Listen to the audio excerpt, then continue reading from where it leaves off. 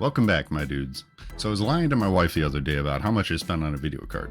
And then I got to think about insight checks, mostly because she was staring at me with that look, but also because thinking about D&D is fun. But first, a little D&D 101. Insight checks allow players to attempt to assess the truthfulness, the intentions, the motivations of another person or player by reading their body language, listening to the tone of their voice, their motions, their movements, where their eyes are going, and in general just recognizing maybe a little bit of unusual behavior. Keep that in mind because this is going to come up in a little while. It's often brought about when the player picks up on something a little fishy about a scene with an NPC or even another player. It could be something simple like a bartender who goes in the back to get a fresh bottle when you order a drink, or a librarian that is adamant there's no books on the dark arts in this library, or twin little old ladies at an orphanage invite you in out of the cold to drink some tea by the fire. And that last one actually happened. It was twin granny vampires, a big fight, lots of blood, a goblin that found himself infected with vampirism, only to be heroically cured when the players went on some questing and got some help from Dr. Disrespect. Yeah, I did that. It gets weird at my tables. But D&D is weird, and so are insight checks. For starters, unlike other physical checks you might do, like acrobatics or sleight of hand, insight checks tend to be at a deeper level. You see, at its core, insight checks are the players asking if their characters notice anything, and then leaving it to the dice to decide if they do or not. Can their characters' keen eyes pick up on the tiny details? It often goes something like this. The player might say, "Cal, have you seen Jordan? He's been missing since yesterday." And Cal might answer, "No, I haven't seen him. And have you checked down by the river?" And so the player, out of character, simply says, "I don't trust Cal. He seems like a shifty bastard. I'd like to do an insight check." And as the DM, I'm going to say, "Sure, yeah, roll insight." And here's how it would resolve at a lot of tables out there. If the players rolled well, then the DM might say, "Yeah, he seems like he's lying." And if they rolled poorly, you don't really notice anything. Which brings me to my first issue with the way insight checks are sometimes run. You see, insight checks are not a lie detector. And treating it as so is basically just metagaming, both on the DM's part and the player's parts. An insight check, as mentioned before, is all about reading body language, interpreting tone and the way they're moving. Are they open in their stance? Are they appearing to be honest in the way they're speaking to you? Or are their eyes shifting around? And if we stick to that definition, then the DM simply saying to the player, "Yeah, he seems like he's lying," is actually a disservice to the player. The player had his opinion of that character, that NPC, jammed down his throat. He lost his agency. So the DM should only give clues, not assumptions. It could be as simple as a drop of sweat rolling down their face, or they're telling the truth. It could be a warm, open stance, a warm tone of voice.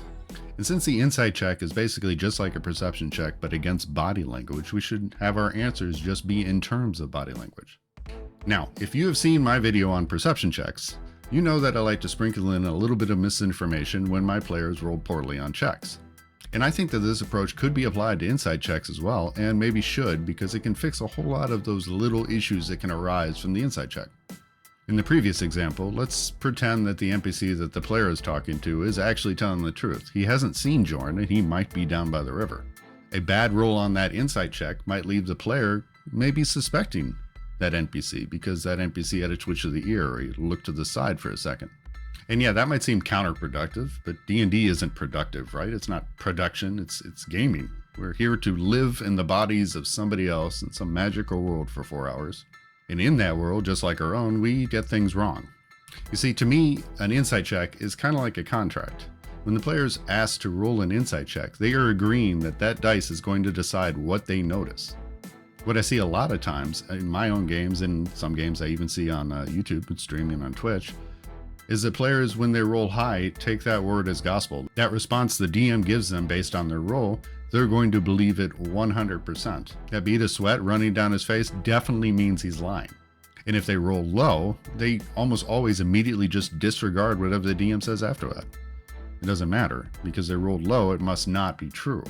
But here's the thing, whatever the result of the insight check is, that is what the player notices. They should be expected to react or at least acknowledge that information.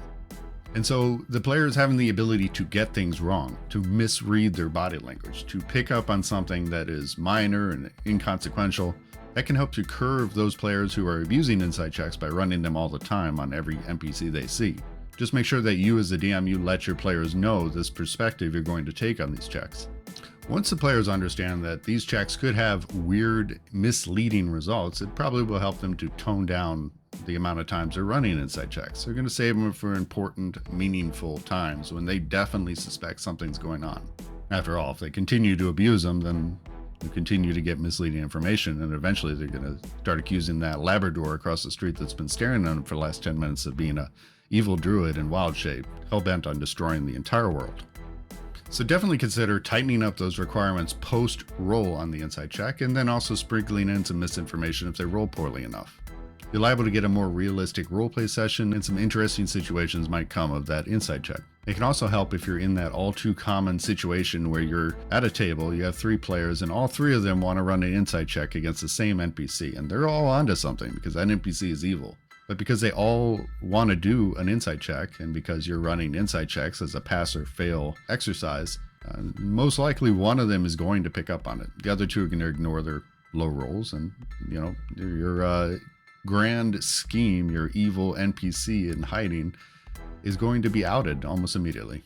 But if you include both misinformation and those post-roll requirements of taking the inside check seriously, well, then you're more likely to see a situation where you have 1 or 2 people roll high, and they start to suspect that things are not on the up and up with this NPC. However, that 3rd player, well, he rolled really low, and so he is adamant that this NPC is telling the truth.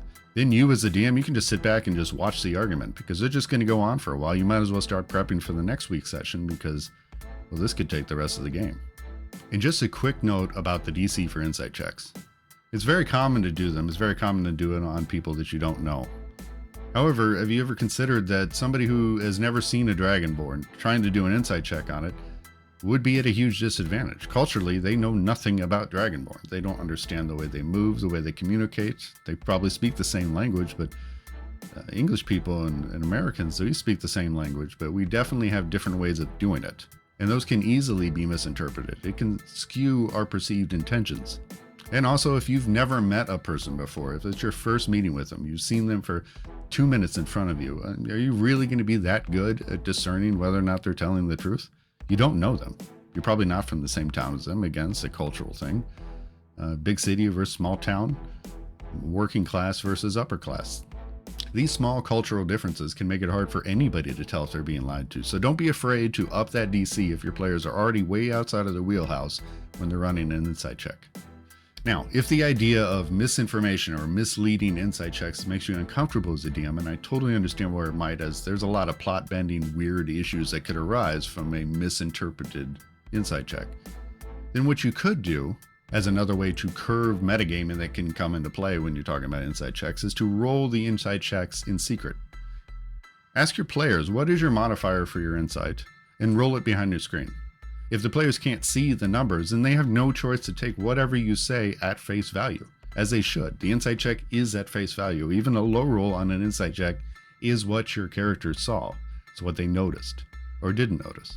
And after all, if they aren't metagaming, then the only person who actually needs to see the results of the roll is the DM. And the fundamental truth here is that what they see is what they see. What you as the DM says that they see, that they notice in those NPCs, the second it comes out of your mouth, it becomes true. It becomes part of your world. So you need to be careful, especially with that misinformation, that you don't go a little overboard. Don't start coming up with some crazy, they appear to have a little bit of blood dripping from their eyes. Your players are going to think that NPC shopkeeper is crazy, and they're probably going to kill him.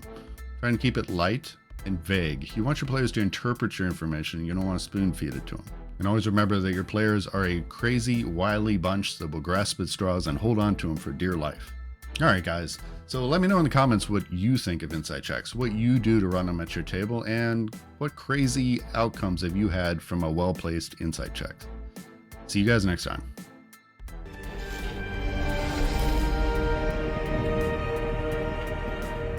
This I give you now, trusting that you will protect it with your very life.